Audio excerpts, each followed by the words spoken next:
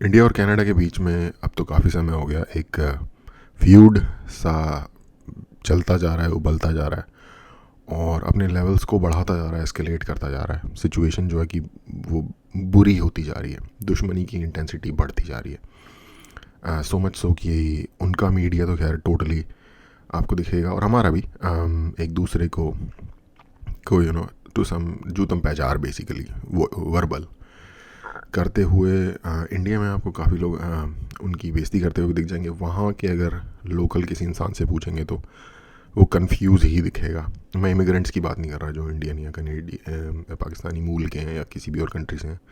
जो native Canadians हैं, अगर उनसे आप पूछोगे इस बारे में तो वो आपको क्लूलेस ही दिखेंगे। इस पर मुझे एक इंटरेस्टिंग वीडियो दिखी।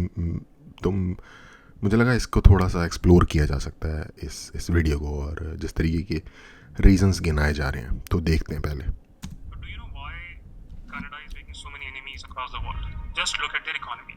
Their worker productivity is at an all-time low. एक second, In fact, it is projected. दोबारा से चलते हैं क्योंकि थोड़ा But do you know why Canada is making so many enemies across the world? Just look at their economy.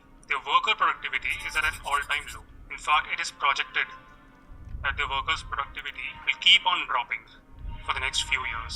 This mess has gotten to a point where one of the richest states of Canada, Ontario, it has per capita GDP roughly.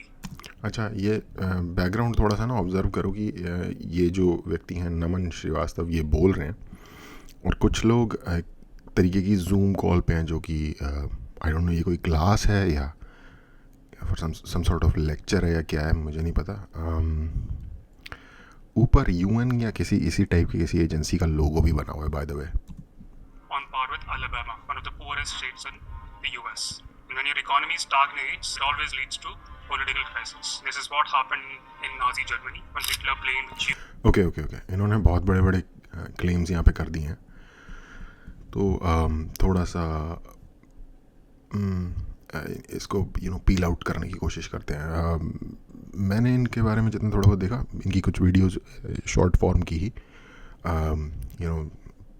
Pass bye हो रही थी YouTube पे, तो मैंने देखा, कुछ videos मैंने देखी और जितना भी मुझे इससे इन्फर मैं कर पाया कि ये सम सॉर्ट ऑफ टेक्नोक्रेट हैं या थे किसी मैकेंजी टाइप की किसी कंसल्टिंग फर्म के लिए काम कर चुके हैं शायद।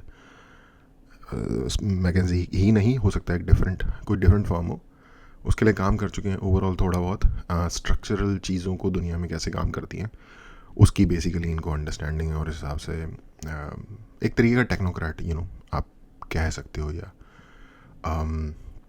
एडमिनिस्ट्रेशन की अंडरस्टैंडिंग वाला व्यक्ति। सबसे पहली बात तो मैं यहाँ ये कहना चाहूँगा कि इस टाइप के जो लोग होते हैं, इनका एक और एग्जांपल अमर्त्य सेन, बहुत बड़े इकोनॉमिस्ट हैं, टेक्नोक्रेट हैं। इस टाइप के लोग they tend to secularize every issue. और मैं ये नहीं कह रहा कि ये कोई नेगेटिव वे से आते हैं, इनकी ट्रेनिंग इस तरीके की होती है कि ये हर चीज़ को एक सेक्युलर प्रिज्म के थ्रू ही देखते हैं। और ये इसमें ये हो जाता है कि अगर आइडेंटिटी या क्लैन या ट्राइबलिज्म के जो माइंड के अंदर सेंटर होते हैं उससे निकलने वाली चीज़ों से जो इश्यूज ड्राइव होते हैं, वो चीज़ें एक तरीके से इस टाइप से जो लोग सोचते हैं उनके लिए ब्लाइंड स्पॉट बन जाती हैं। क्योंकि ये सोच रहे हैं कि कनाडा और इंडिया में जो इशू हो रहा है उसके पीछे कनाडा की डूबती हुई इकोनॉमी है, जो इन्होंने अभी बताया। कह रहे हैं कि कनाडा की जो सबसे रिचेस्ट स्टेट नहीं है, पहली बात तो कनाडा में प्रोविंसेस होते हैं। ओंटारियो उसकी यूएस के सबसे गरीब स्टेट एलाबामा के बराबर की पर कैपिटा जीडीपी है, या वही होगी। ओवरऑल जीडीपी तो डिफरेंट होगी काफ़ी ज़्यादा। पहली बात तो ये है कि इस एग्जाम्पल को ही थोड़ा सा समझ लेते हैं। ओंटारियो जो है ना, ओंटारियो एक बहुत बड़ा प्रोविंस है फिजिकल जगह के हिसाब से।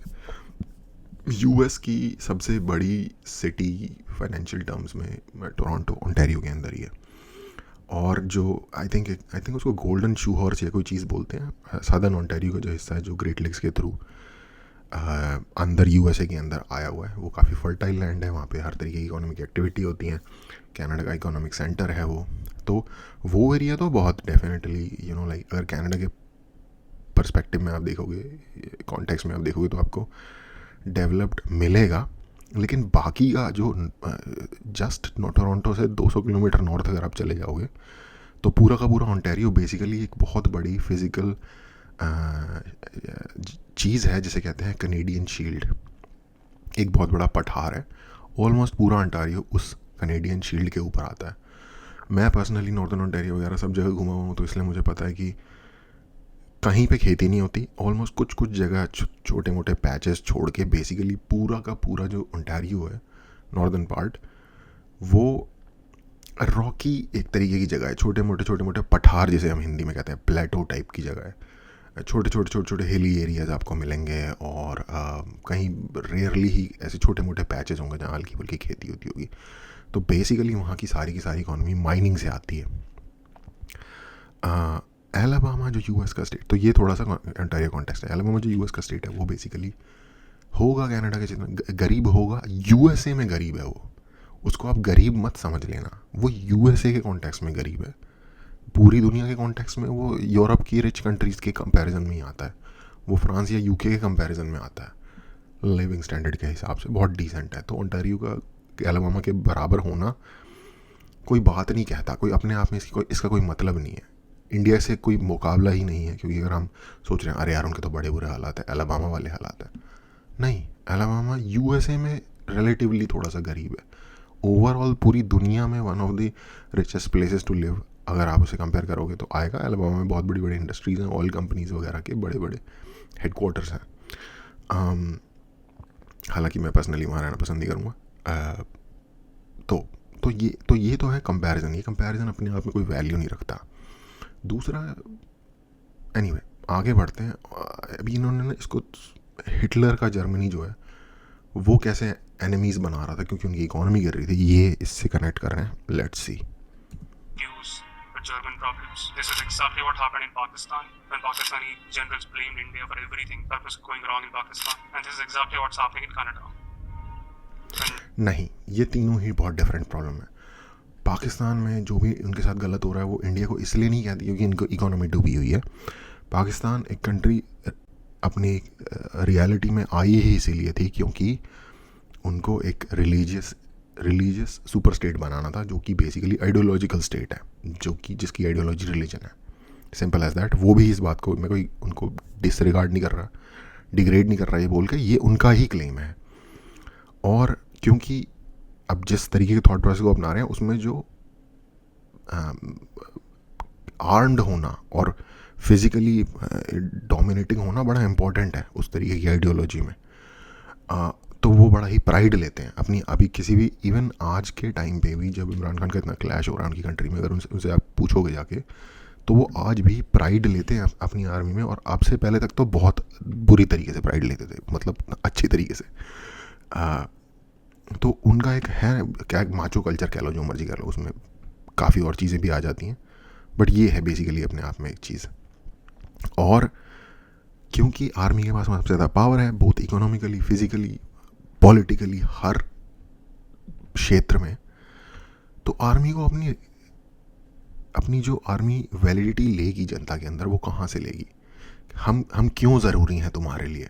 तो हम तुम्हारे लिए ज़रूरी हैं कि एक एक्सटर्नल एनिमी है जो बहुत बड़ा है साइज़ में, हम हैं जो तुम्हारे वजूद को कायम रख रहे हैं। नहीं तो तुम्हें जो बाहर वाला जो एनिमी है वो तो फूंक के उड़ा देगा। हमने तुम्हारे को ज़िंदा रखा हुआ है। तो इस तरीके से, क्योंकि उनके ज़िंदा रहने की वजह ही आर्मी है, इस तरीके से पोर्ट्रे किया जाता है। तो ये रीज़न है कि एक स्टोरी जो है इंडिया की हॉरर स्टोरी, वो या व्हाटएवर जो जिस भी तरीके की स्टोरी है, वो उनको सुनाते रहनी पड़ेगी आर्मी को। पाकिस्तान का ये केस है। हिटलर का तो ऐसा कोई केस ही नहीं था। हिटलर तो बेसिकली पावर में ही इसलिए आया क्योंकि जर्मनी बर्बाद हो गया था फर्स्ट वर्ल्ड वॉर के बाद। जर्मनी के ऊपर बहुत सारे सैंक्शंस लग गए थे, उनको बहुत सारे रेपरेशंस पे करने थे जिन कंट्रीज़ के साथ उन्होंने, एलाइड पावर तो नहीं थी खैर फर्स्ट वर्ल्ड वॉर में, लेकिन जो एलाइड पावर के जिन लोगों से जर्मनी लड़ाई करता, बेसिकली ब्रिटेन, फ्रांस वगैरह, उनको बहुत सारे रेपरेशन पे करने पड़े। जर्मनी के जो सबसे ज़्यादा इकोनॉमिकली प्रोडक्टिव एरियाज़ थे वो उन्होंने उनसे जब्त कर लिए बेसिकली, जर्मनी से फ्रांस ने। तो जहाँ से पैसा आ रहा था वहाँ से पैसा आना बंद हो गया। और इन लोगों को अब इतने सारे इनको पैसे चुकाने हैं, तो उनकी इकोनॉमी बर्बाद हो गई टूटे। उसको वाइमर रिपब्लिक कहा जाता है उस दौर को जर्मनी में। वहाँ पे जिसको कहते हैं ना कि टके टके में इज्जत बिक रही थी सड़क पे, वो वाली हालात थे, रोटी के लिए इज्जत बिकने वाली हालात। उस हालात के अंदर जब वो रहे हैं लगभग एक डेकेड से भी ज़्यादा, तब जाके एक उस तरीके का गुस्सा या क्या बोलेंगे रेजेंटमेंट उनके अंदर पैदा हुई उन लोगों के अंदर, जिसने हिटलर जैसे फिनोमिनन या नाजी जर्मनी जैसे नाजी पार्टी जैसे NSDAP वगैरह इस तरीके की पार्टीज़ जैसे फिनोमिनन को फोर ग्राउंड पे लेकर आए। उनको बड़ा बुरी तरीके से अब्यूज़ किया है जो विक्टर्स थे फर्स्ट वर्ल्ड वॉर के उन्होंने। तो लेट्स बी ऑनेस्ट, नो कोई यहाँ पे सेंट नहीं है कोई भी। उसकी वजह से हिटलर का फिनोमेना है। हिटलर ने to the great extent economy को उनकी रिस्टोर किया और वॉर फुटिंग पे बिल्ड किया। और जब आप एक तगड़ी आर्मी बिल्ड करते हो ना, तो उसके अराउंड एक इकोनॉमी भी बिल्ड होती है धीरे धीरे चीज़ें। और ऑफ कोर्स जर्मन लोगों का एक कल्चर रहा है, एक बैकग्राउंड रहा है, बहुत ही हार्ड वर्किंग है बेसिकली, जिसको होली रोमन अम्पायर कहा जाता है। ओरिजिनल रोमन अम्पायर की बात नहीं कर रहा, लेट मिडिल एजेस में जो होली रोमन अम्पायर था वो बेसिकली जर्मनी ही था।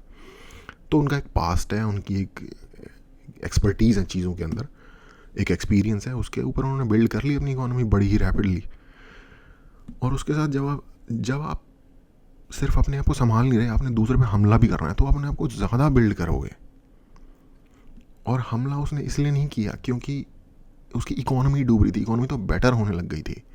हमला उसने इसलिए किया, या दुश्मनी इसने बनाई दुनिया से, क्योंकि उसको एक तो बदला लेना था, भाई हमारी बेइज्जती हुई है, हमारा ये हुआ है, बदले की एक भावना थी पूरी। और जो इन्होंने रेफरेंस दिया है कि ज्यूज़ के साथ उन्होंने इसलिए कि उनकी नहीं भाई इकोनॉमी नहीं डूब रही थी, इकोनॉमी डूब गई थी ऑलरेडी सेकेंड वर्ल्ड वॉर के बाद। हाँ, हिटलर ने पॉइंट ज़रूर आउट किया था कि ये जो कम्युनिटी है ये बेसिकली कंट्रीज़ के स्ट्रक्चर में एक बेसिकली खून चूसने वाले पैरासाइट की तरह है और इसको हमें हटाना, ये उनका नैरेटिव था। बट ये एक जनरल अंडरस्टैंडिंग जर्मनी के अंदर नहीं है। जो वहाँ के रेसिस्ट लोग हैं, यूरोप के एंटी-सेमेटिक लोग हैं, उनके अंदर, चाहे आप यूक्रेन चले जाओ, चाहे आप बेलारूस चले जाओ, रशिया चले जाओ, रोमेनिया चले जाओ, इन कंट्रीज़ में तो और ज़्यादा है बेसिकली। ये जो ईस्टर्न यूरोप की कंट्रीज़ हैं, साउथ ईस्टर्न यूरोप की, इनके अंदर तो और ज़्यादा बड़े लेवल पे एंटीसेमिटिज्म। पोलैंड में भी था, पोलैंड के अंदर भी एग्जिस्ट करता था ये, जिस पे कि जर्मनी ने हमला किया। यूक्रेन के अंदर बहुत बड़ी संख्या में एग्जिस्ट करता था। तो ये कोई इकोनॉमी से रिलेटेड चीज़ नहीं थी, ये आइडेंटिटी से रिलेटेड चीज़ थी। रिलीजियस बेसिस पे ज्यूज़ को हेट किया जाता है और इसकी बहुत लंबी हिस्ट्री है। स्पेन में उन्होंने भगा दिया, जब उन्होंने क्या कहते हैं ये क्रिश्चियन किंग्स और क्वीन जिन्हें कहा जाता था, जिन्होंने रिकॉन्क्वेस्टा किया था, उन्होंने भगा दिया सारे पूरे के पूरे आइबेरियन पेनिनसुला से हर एक ज्यूज़ या फिर नॉन कैथोलिक क्रिश्चियन को, उन्होंने नॉन कैथोलिक को बेसिकली भगा दिया। बोला रहना है तो कन्वर्ट हो, नहीं तो गर्दन उतार देंगे वरना निकलो यहाँ से।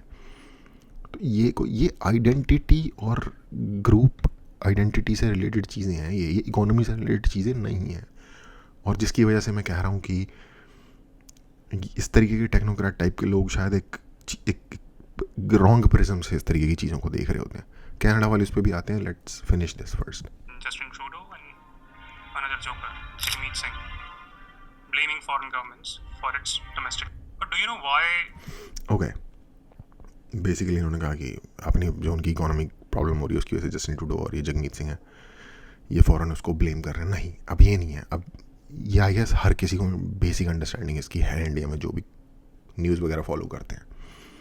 भाई साफ सीधी बात है, बहुत बड़ी संख्या में वो लोग जो एक सर्टेन आइडियोलॉजी, खालिस्तानी आइडियोलॉजी में बिलीव करते हैं, वो हैं कनाडा में, लेट्स बी ऑनेस्ट। और वो पॉलिटिकल स्ट्रिंग्स पुल करने के, for whatsoever complicated technical reasons, political strings pull करने के लिए केपेबल है। जस्टिन ट्रूडो या कोई भी और पार्टी, कौन है वो बंदा यार, पीयर समथिंग, पियर पॉलिवेयर, जो कंजर्वेटिव पार्टी का इस टाइम लीडर है, मोस्ट लाइकली नेक्स्ट PM बनेगा कनाडा का, ये हो वो हो कोई भी हो। एक आई थिंक कनेडियन क्वेबेको, फ्रेंच क्वेबेको एक लीडर है, उसका मुझे नाम नहीं याद आ रहा, वो है बंदा जो खुल के बोल देता है इन चीज़ों के अगेंस्ट। बट अदरवाइज जो भी उनके मेन स्ट्रीम लीडर है, मेन स्ट्रीम पार्टी है, NDP हो गई, उसका तो जगमीत सिंह ही है, लिबरल का ट्रूडो हो गया, कंजर्वेटिव का वो हो गया पियर पॉलिवेयर, ये सब क्योंकि इनको चाहिए वोट, क्योंकि इनको आना है पावर में, पॉलिटिक्स है, तो भाई ये फुल उठाते हैं, समझ जाओ क्या उठाते हैं, ये जो खालिस्तानी इंटरेस्ट वाले लोग हैं। अब आप बोलोगे कि खालिस्तानी क्यों हैं वहाँ, इतने सारे कैसे हो गए? भाई बेसिकली जो गए थे 84 के बाद, जो भी इमिग्रेट हुए थे और जो वहाँ पहले से भी थे, वो हो गए रेडिकलाइज।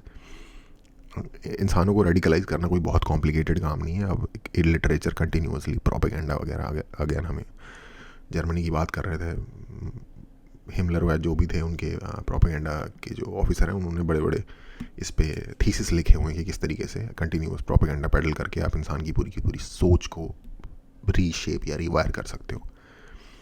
तो वो गए वहाँ, उन्होंने किया। इसका एक फाइनेंशियल एस्पेक्ट भी है कि भाई जब तक आइडेंटिटी के बेस पे कि भाई ये सिख लोग हैं, अगेन सारे सिख वैसे नहीं है कि ये सिख, और इनकी रिलीजियस आइडेंटिटी की वजह से इनको इंडिया में खतरा है तो इनको यहाँ आने देना चाहिए, तो वो इमिग्रेशन के लिए उनको ईजी पड़ जाता है पॉलिटिकल असाइलम के बेस पे, रिफ्यूजी असाइलम के बेस पे। तो वो एक अपना अलग एंगल है। जो बेसिकली यंग लोग इंडिया से वहाँ जाते हैं अपने खेत वेत गिरवी रख के, या जैसे भी अपनी एसेट्स को कर्जे पे लेके, तो उनको वहाँ होता है कि भाई जिसका ही सहारा मिल जाए, लेबर वाली जॉब्स कर रहे हैं, किसी भी तरीके से पैसे कमा रहे हैं, उनको इस टाइप के लोग अगर कहते हैं चलो भाई हमारी रैली में हम तुम्हें $100 दे देंगे दिन के, भाग के जाएंगे भाई। बैक ब्रेकिंग लेबर करने से अच्छा इस तरीके का कोई काम कर लेंगे, ठीक है, क्योंकि आइडियोलॉजी उनके दिमाग को इतनी बड़ी है नहीं, उनको कोई फ़र्क नहीं पड़ रहा। तो ये बड़े सारे चेन रिएक्शन है जो एक दूसरे से जुड़े हुए हैं। ये कोई कनाडा की इकोनॉमी को कौन सा यार 15 या 16 में ट्रूडो आया है, 15 में आया आई थिंक। उससे पहले हार्पर के अंडर कनाडा की इकोनॉमी बहुत ठीक चल रही थी। इवन ट्रूडो के अंडर भी जो उसने एफअप्स करने शुरू किए हैं वो 19 के कोविड के बाद से अनकंट्रोल हो गए हैं। उससे पहले तक ठीक था, कोई इतनी मारामारी नहीं थी, कोई रेंट इतने हाई नहीं थे। धीरे धीरे बड़ी सिटीज़ में, वैंकूवर वगैरह में चाइनीज़ पैसा आने की वजह से थोड़े से हो रहे थे प्रॉपर्टी के prices high, otherwise it was doable, manageable. In any case point drive out मैं यहाँ से ये करना चाहता हूँ कि हर चीज़ जो होती है ना वो सिर्फ टेक्निकल या इकोनॉमिक रीजंस की वजह से नहीं होती। कुछ चीज़ें आइडेंटिटी पॉलिटिक्स या दूसरी चीज़ों से भी ड्राइव होती हैं, और ये उनमें से एक चीज़ है।